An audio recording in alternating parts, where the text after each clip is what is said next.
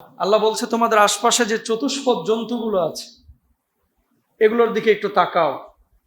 এগুলোর মধ্যে তোমাদের জন্য রয়েছে নিদর্শন। এগুলোর মধ্যে তোমাদের জন্য রয়েছে কি নিদর্শন? কি নিদর্শন? যে আয়াতটি বললাম ৬৬ নম্বর আয়াত, নিশ্চয় তোমাদের জন্য গবাদি পশুর মধ্যে রয়েছে শিক্ষা, লাইবরা। আমি তোমাদের পান করাই তাদের পেটের ভেতর থেকে গোবর ও রক্তের মাঝ খান থেকে উৎপন্ন বিশুদ্ধ দুধ, যা পানকারীদের জন্য সুস্বাদু। জোরে বলেন সুবহানাল্লাহ। পান করান কে? আল্লাহু আকবার। পান করান আল্লাহ। গরুকে খাওয়াচ্ছেন আপনি ঘাস। এই ঘাস খাওয়ানোর পরে ঘাসটা পেটের মধ্যে প্রথমত হজম হয়, একটা অংশ চলে যায় রক্তে, আর একটা অংশ শরীরের অন্যান্য উপাদান যে সমস্ত অঙ্গ প্রত্যঙ্গ আছে এগুলো শক্তি সঞ্চয় করে। রক্তের মধ্যে যে অংশটা চলে যায়, মিশে যায়, ওই রক্তের মধ্য থেকে আর গোবরের মধ্য থেকে আল্লাহ রাব্বুল আলামিন বিশুদ্ধ দুধ উৎপাদন করেন। জোরে বলেন সুবহানাল্লাহ। এবার এই দুধ আপনি বাড়িতে নিয়ে আসেন, নিয়ে আসার পরে এই দুধ দিয়ে আপনার ওয়াইফ রান্না করছে পায়েস, এই দুধ দিয়ে আপনার ভাই বানাচ্ছে রসগোল্লা, এই দুধ দিয়ে আরেকজন বানাচ্ছে হচ্ছে ছানা, এই দুধ দিয়ে বানাচ্ছে আরেকজন রসমালাই, এই দুধ দিয়ে আবার আপনি ওই কি বলে এটারে রোস্ট বানাচ্ছেন। রোস্টে কিন্তু আপনারা টক দই অনেকে ইউজ করেন। তো প্রিয় ভাইরা আমার, আল্লাহ সুবহানাহু ওয়া তাআলা এই যে গাভী আমাদেরকে দিয়েছেন, আল্লাহ বলছে এখানে তোমাদের জন্য রয়েছে শিক্ষা, ইবরা, উপদেশ। কি উপদেশ?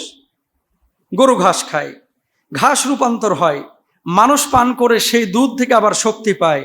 এর পেছনে কে কাজ করছে? এর পেছনে বিজ্ঞান না, যিনি কাজ করছেন তিনি কে?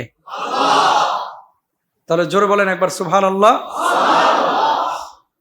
আল্লাহ রাব্বুল আলামিন এর জন্য বললেন ওয়া ইন্না লাকুম ফিল আনআমি লাইবরা নুসকিকুম মিম্মা ফি বুতুনিহি মিন বাইনি ফারথিন ওয়া দামিল লাবানান খালিসান সাইগাল লিশ-শারিবিন।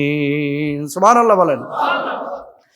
রাব্বুল আলামিন নিশ্চয় তোমাদের জন্য গবাদি পশুর মধ্যে রয়েছে উপদেশ। এবার খেয়াল করেন, এই যে কোরবানির ঈদ আসছে সামনে, আল্লাহ রাব্বুল আলামিন আপনাদের অনেককেই পয়সা দিয়েছেন, অনেককে পয়সা দেন নাই।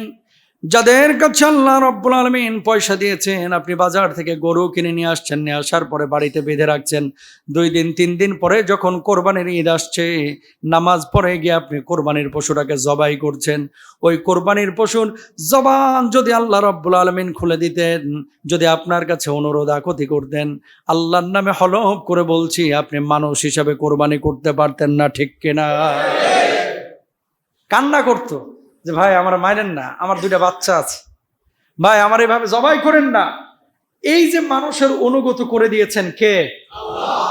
যে পরিমাণ গরু গাবতলীর হাটে আর আপনাদের হাটে নিয়ে আসা হয়, ওই গরুগুলোকে যদি মানুষের মতো বোধ শক্তি দিত, গরুরা হাটে আসতো ঠিকই, আসার পরে গোটা সাবার ঘেরাও দিয়া মানুষগুলারে জবাই করার আগে, গরু জবাইয়ের আগে আপনাকে সাইজ করে হেলাইতো। কথা বলেন না কেন? জবাই করবি তোকে বাড়ি ঘরে একটাও ঠিক রাখতাম না। কথা বলেন না কেন? এই যে রশি দিয়ে ধরে আপনি টাইনে নিয়ে আসতেছেন, অনেক সময় গরুর সামনে গরু, আপনারা সামনে পশু জবাই করেন, এটা কিন্তু উচিত না, এটা ঠিক না। অনেকেই কিন্তু আপনারা করেন, এটা ঠিক না। এটা নবীজি সাল্লাল্লাহু আলাইহি ওয়াসাল্লামের হাদিসের পরিপন্থী। গরুটা কিন্তু বুঝে। সে সময় যখন আপনি তাকে নিচ্ছেন রশিটা খোলার পরে, যদি ওই গরুর ভিতরে বোধ শক্তি দিত যে এটা আমরা জবাই করবে, হারে ভাই আপনার মাথার এই হাড্ডি ভাঙার লাগা তার একটা আস্তে ঢুসাই যথেষ্ট। কথা বলেন না কেন? আর সজোরে দিলে তো আপনি 3 কিলোমিটার দূরে গিয়ে পড়বেন। অত দূরে যাবেন না, কিন্তু থোতা মশা ভুসকায় যাবে, ঠিক কিনা? তো এই যে পশুটাকে অনুগত করেছেন কে? দেখবেন বাচ্চা হওয়ার পরে অনেক সময় আপনারা এই যে ওলানে বাচ্চাগুলোকে নিয়ে একটু করে খাওয়ানোর পরে যেমনি ওলানটা পিচ্ছিল হয়, এরপরে গিয়ে আপনি দুধটা দহন করেন, কারণ ওলানে তখন দুধটা নামে। সুবহানাল্লাহ। যদি আল্লাহ রাব্বুল আলামিন ওই বাচ্চাগুলোকে বোধ শক্তি দিতেন, হয়তোবা ওলানে মুখ লাগায়া আর মুখ ছাড়তো না, ও জবান খুলে দিত। আল্লাহ যদি দিতেন, তাহলে আপনাকে বলতো যে প্লিজ আমাকে আর সরায়েন না। সুবহানাল্লাহ বলেন। এবার আসেন, লাবানান খালিসান, বিশুদ্ধ দুধ। আল্লাহ এখানেও আপনার জন্য ইবরাত রেখেছেন। কি? যখন ঘাস খাইলো, খড় খাইলো, তার খাবারগুলো খাইলো, খাওয়ার পরে এটাকে আল্লাহ রাব্বুল আলামিন রক্তের মধ্যে পাঠাইলেন, এই ঘাসের একটা অংশ। এরপর আল্লাহ তাআলা তার পরিপাকতন্ত্রে পাঠাইলেন খাবারের একটা অংশ। রক্ত এবং গোবরের মধ্য থেকে আল্লাহ রাব্বুল আলামিন দুধটা বের করলেন। জোরে বলেন সুবহানাল্লাহ।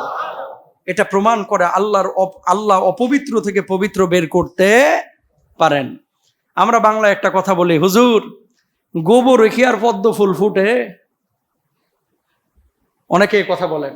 এর মানে বুঝাইতে চান রিক্সাওয়ালার ছেলে রিক্সাওয়ালাই হোক, ভ্যানওয়ালার ছেলে ভ্যানওয়ালাই হোক, ইঞ্জিনিয়ার ছেলে ইঞ্জিনিয়ার হবে, ডাক্তারের ছেলে ডাক্তার হবে, এমপির ছেলে এমপি হবে। না, এই বাংলার জমিনে আল্লাহ রাব্বুল আলামিনের বিধান অনুযায়ী যার যোগ্যতা আছে সেই এমপি মন্ত্রী হবে, যার যোগ্যতা আছে সেই খতিব হবে, বক্তা হবে, যার যোগ্যতা আছে সেই রাষ্ট্রনায়ক হবে। কথা বলেন ঠিক কিনা? রিক্সাওয়ালার ছেলে ভ্যানওয়ালার ছেলে কি বুয়েটে যাইতে পারে না? বিশ্ববিদ্যালয়ে যাইতে পারে না? তো ছোট করে দেখেন কেন হুজুর গোবরে পদ্ম ফুল ফুটে না? না, ফুটে, বরং আরো বেশি ফুটে। গোবর কি সার না? কথা কন, সার কি সার না? তো যেই গাছে সার পায় বেশি ওই গাছে ফলন হয় বেশি, যেই ফুল গাছে সার পায় বেশি এখান থেকে ভালো ফুল হয় বেশি। কথা বলেন ঠিক কিনা? সুতরাং এই থিম, এই থিওরি আমরা আজকে থেকে সাভারের ওই ময়লা ফেলায় যেখানে, ওই জায়গায় নিক্ষেপ করলাম ইনশাল্লাহ। বলেন তাহলে গোবরে পদ্ম ফুল ফুটে তো ইনশাল্লাহ। কেন বললাম এই কথা? গোবর আর রক্তের মধ্য থেকে আল্লাহ তাআলা বলছেন লাবানান খালেসা, গোবর আর রক্তের মধ্য থেকে আমি বিশুদ্ধ দুধ আল্লাহ রাব্বুল আলামিন বের করি।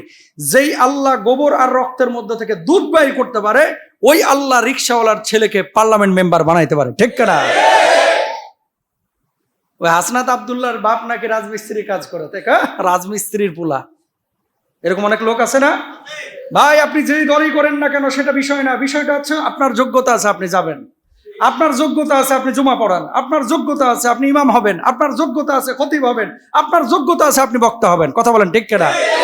বরঞ্চ অযোগ্য লোককে যখন যোগ্যতার স্থানে দেওয়া হয় তখন দেশের জন্য হুমকি হয়ে দাঁড়ায়, আর যোগ্য লোকদেরকে যোগ্য স্থানে দিলে দেশের জন্য, দিনের জন্য, ইসলামের জন্য, সবার জন্য কল্যাণকর হয়। আজকে দেখেন না ফেসবুক ইউটিউবে, আহা কত অযোগ্য লোক আছে যারা বড় বড় এই যে কপি করে আপনার ফতোয়াবাজি করতেছে, ইসলামিক কথাবার্তা বলতেছে, আসলে এলেম কালাম নেই, উনি বলতেছে উনি ওটাকে থ্রো করতেছে। এটা কিন্তু ইসলামের জন্য হুমকি। আপনি বড় রাজনীতিবিদ না, আপনার যোগ্যতা নাই, কিন্তু ভান করতেছেন আপনি বড় যোগ্যতার মানুষ, আপনি প্রতারণা করতেছেন। ঠিক কিনা? এই জন্য নবীজি বলেছেন কি, আল্লাহ নবী এর জন্য বলছেন কুল্লুকুম রাইন ওয়া কুল্লুকুম মাসউলুন আন রাইয়াতিহি, প্রত্যেকেই তোমাদের দায়িত্বশীল আর প্রত্যেকের তার দায়িত্বের ব্যাপারে জিজ্ঞাসিত হবে। আপনি বাড়ির মধ্যে দায়িত্বশীল, আপনি মসজিদে দায়িত্বশীল, আপনি হুজুর বক্তা খতিব আপনিও দায়িত্বশীল। আল্লাহ রাব্বুল আলামিন কিয়ামতের ময়দানে আপনার দায়িত্বের সম্পর্কে জিজ্ঞেস করবে, তুমি ঠিক মতো দায়িত্ব পালন করছে কিনা।